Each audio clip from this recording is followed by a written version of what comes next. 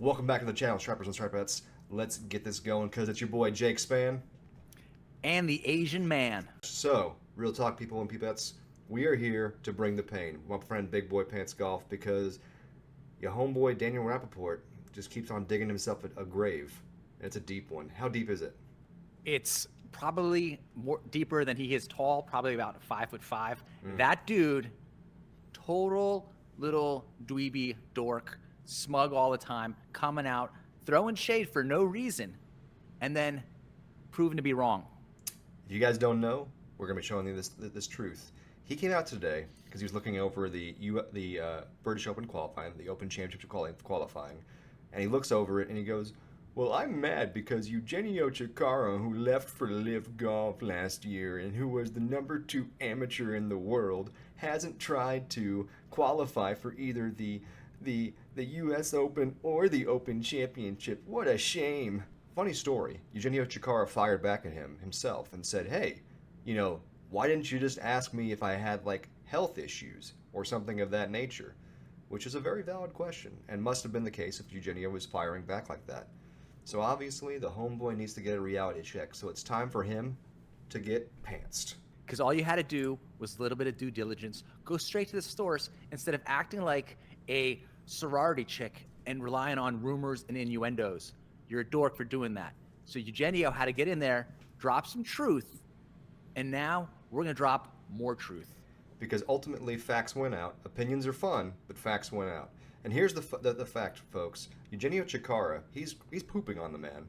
Eugenio Chikara was somebody who went pro in the class of 2022 college players after, of course, the NCAA Collegiate Championships. His team, Oklahoma State, did qualify for the NCAA Division I Championships. It's an 8-team event, if you guys don't know. They do match play the whole way through until one team is crowned. There is an individual component to it, but nobody really cares about the individual component for that particular tournament. Now, we look at how this goes down. The teams were Arizona State, Oklahoma, Pepperdine, North Carolina, Vanderbilt, Texas Tech, Texas, and Oklahoma State, because the Big 12 rocks. So we had so many players go pro after this period of time. Of course, the #1 amateur in the world was David Puig, who plays for The torque. David Puig, of course, obviously went over to LIV Golf after staying amateur a little bit longer. I think it was due to certain exemptions.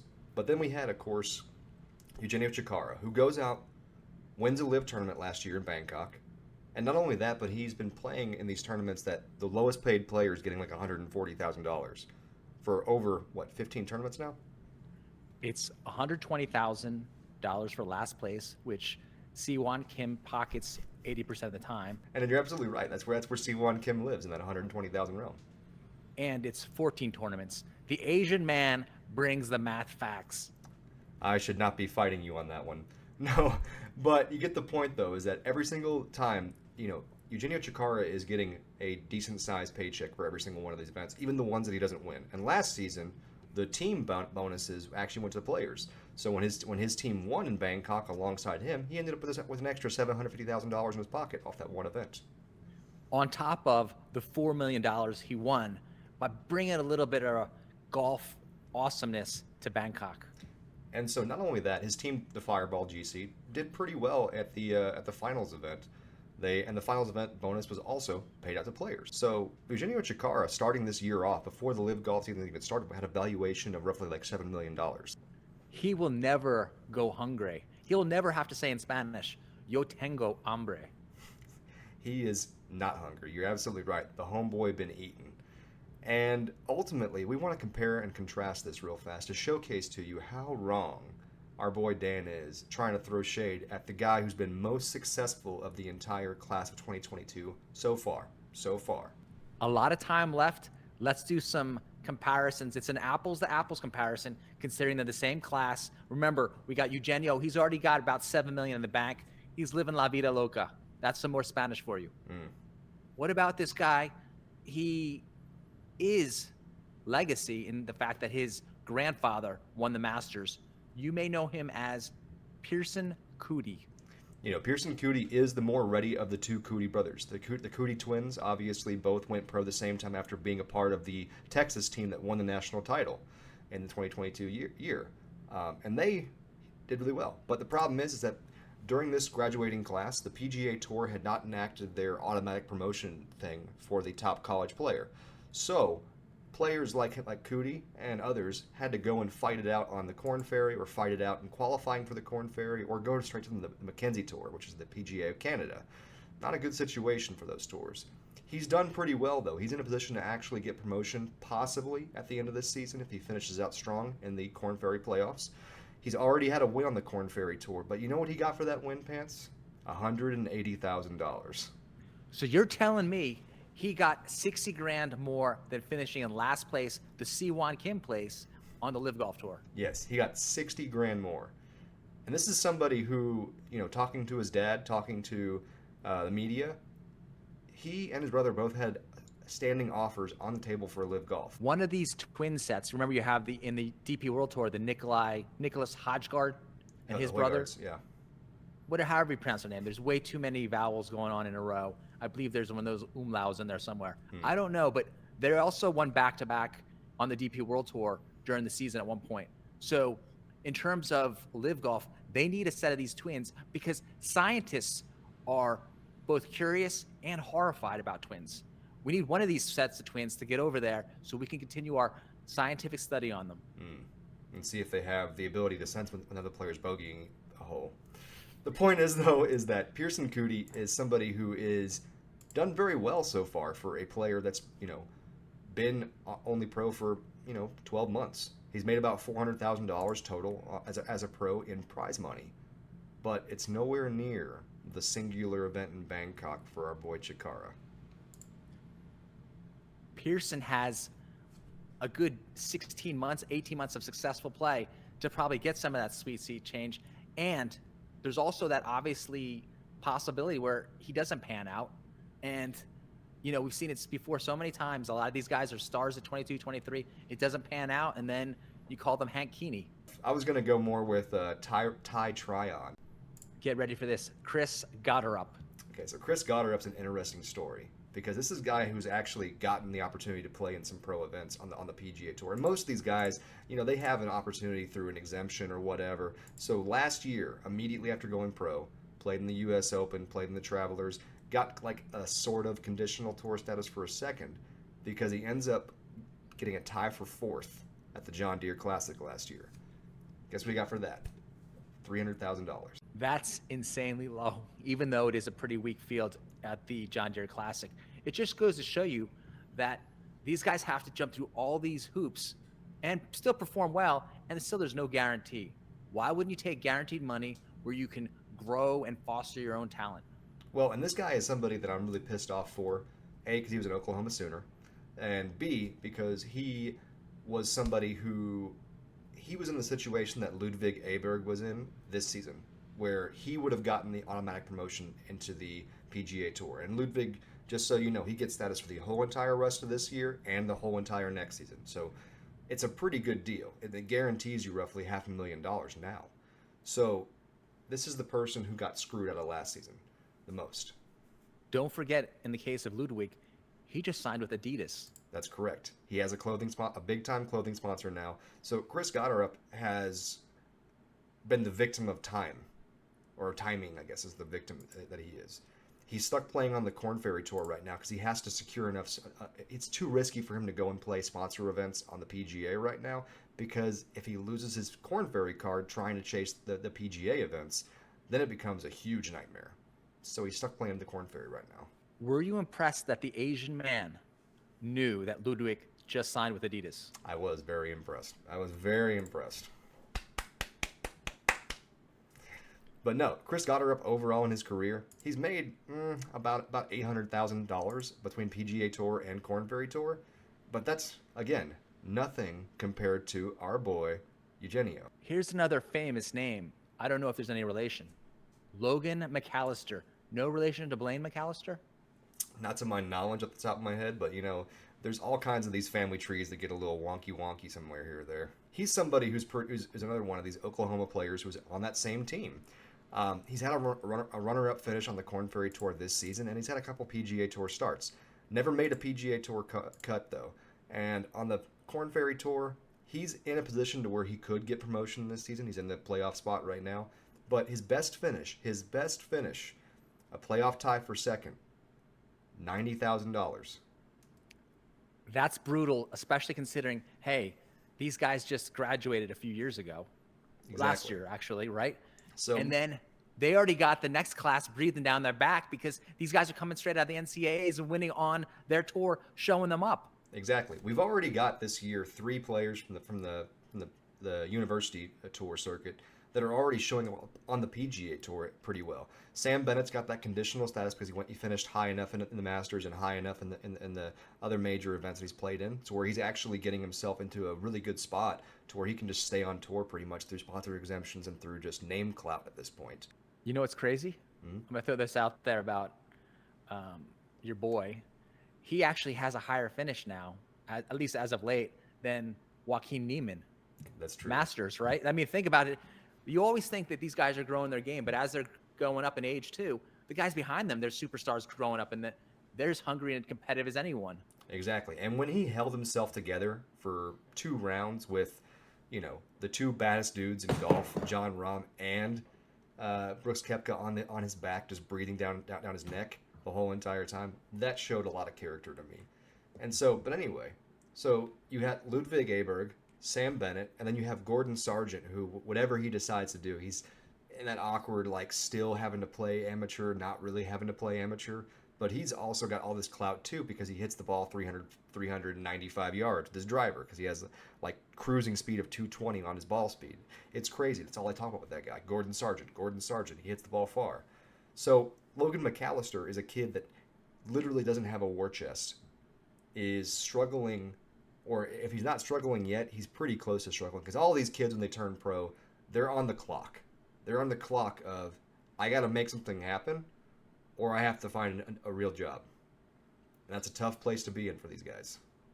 And if you want the true reality check, listen to Mark Hubbard on Rich Eisen's podcast when he's discussing, at that time, Rich Eisen's trying to get everyone hyped up for Brooks Koepka being replaced by Mark Hubbard, which is laughable in and of itself. And then Mark Hubbard's on the podcast talking about sleeping on people's couches and eating cans of tuna. And that's what happens with these guys because when you see the big money number and you see $180,000, you forget that this is $180,000 before anything, before paying your caddy, before paying for greens fees, travel fees. You don't have backing, all right? Some of these guys don't even have backing for equipment. And so they're in a spot right now to where every single dollar, if they're not making $400,000 a year, they are not breaking even. Why? I think it's at least 200. I don't know if the number's 400, but yeah, 200,000. That's now you're at zero. Exactly. Now you're starting from scratch. Exactly. Now you got another dude, Ryan Gerard. Ryan Gerard. He's actually in a pretty good spot. He's kind of gotten himself a conditional status on the PGA Tour, so he's probably one of the best off guys at this moment, simply because whereas Chris Goddard didn't quite get the opportunity to continue his opportunity on the PGA Tour because he didn't qualify for the playoffs last season, to where he had to go back to the Corn Ferry. Ryan Gerard got in there early, scored a fourth place finish at the Honda Classic this year, and has pretty much just stayed on the PGA Tour ever since. That's been pretty good for him. Now he has made about $700,000 this season on the PGA Tour to date, and has pretty much played every single event that he could. But again, this is all this work. We're talking 12 events this season for $700,000. It's not going to last forever. You got to make more, my friend. You need the status. You need to be pushing these guys like Peter Malnati out of the top 125 and taking your rightful throne. Absolutely. Absolutely. You know what? What? It's time to drop the hammer. Ooh, I love this kid's name, by the way. Cole Hammer. Which, if you guys don't know, his first entry into pro golf was actually way before he ever became like an actual pro. He qualified for the U.S. Open back in 2014-15 when he was like 11. This guy is a stud nugget and somebody who's been like on the track for a long time. But again, he didn't win enough points to get the highest promotion. He's been on the Corn Ferry Tour. He's played 10 events this season. You know what he's made? $23,000. That's Basically, you're on the Mark Hubbard route of eating cans of tuna, and not even the good stuff, the stuff that looks like salmon pieces in there, or white tuna. You're eating the cat food looking tuna. Yeah, you're in a bad enough spot to where if things don't turn very quickly for you, you are having to debate, do I go the mini tour route, or do I get a pro shop job, or do I just get out of golf completely? Which happens. This next dude, his biggest claim to fame is winning the Good YouTube Championship. He did a great job, winning that tournament. It was a tough field for 2 days, but that big win, which did get him a lot of opportunity to be seen by younger kids, that big win, 50K. And that's pretty much all that he's won as a pro. Those good gentlemen should give him some of their overpriced putters so he can hawk a bunch. He hawks 100 of those. That's an extra what? $5,000, 50 grand. Maybe. I'm gonna do 50 grand because of the math. What are these putters going for? $400 a pop now? Pretty much. And Cameron Sisk may have won some more money on other mini tours, but not really, because those mini tours you have to either win or you don't even make your money back. It's pretty tough like that. It's literally just for repetition and practice that you play those mini tours. You down with OTT? Yeah, you know me. Harrison Ott, by the way, guys. If you guys don't understand this, this is one of those guys who went to Vanderbilt. He was a teammate of Gordon Sargent's last year. He has been screwed because he didn't even get an opportunity to go to Korn Ferry. He had to go to PGA Canada, which is literally a dead zone. It's a career killer. If you get stuck out there, you're touring around the same place. They only have like 8 events because there's only like 4 months you can play golf in most of Canada. And you end up just absolutely stuck because unless you win, you don't make anything. He's played 3 events this summer so far and only won the equivalent of $4,000. The poutine packs on the pounds. You're not supposed to put all those carb combinations into your gut. You lose the ability to create torque because you got basically like you're smuggling a throw pillow from Bed Bath & Beyond now. This kid is aging poorly because of this. He needed the opportunity that Eugenio Chacarra had, didn't get it, and now health reasons, right? Game over. We have one more player we want to talk about. And this player, by the way, is a left-handed player. So, half of it's a little bit special in my heart, even though he wears a bucket hat, because you got to love the lefties, right? I got a chance to watch him play half a round at the Korn Ferry event recently here in Compliance Solutions in Norman, Oklahoma. He played with Rain Gibson, and he has the all-time lowest score ever in golf of 55, which was scored at John Muno's home course of River Oaks. But anyway, yeah, I know. Our boy Johnny. Shout out to John Muno. We love Keep sending me more live stuff. I love it. But, real talk, this guy's been out on the tour the entire year. He had an opportunity to get some points here or there. He's been out playing all 10 events. $115,000. And this is what we call a mid-level player on this tour. $115,000. What's insane is how the PGA Tour, I don't know what the status is right now, how they were combining the Latin America and the Canada tour. These guys got these paltry purses, and now they're expected to travel more.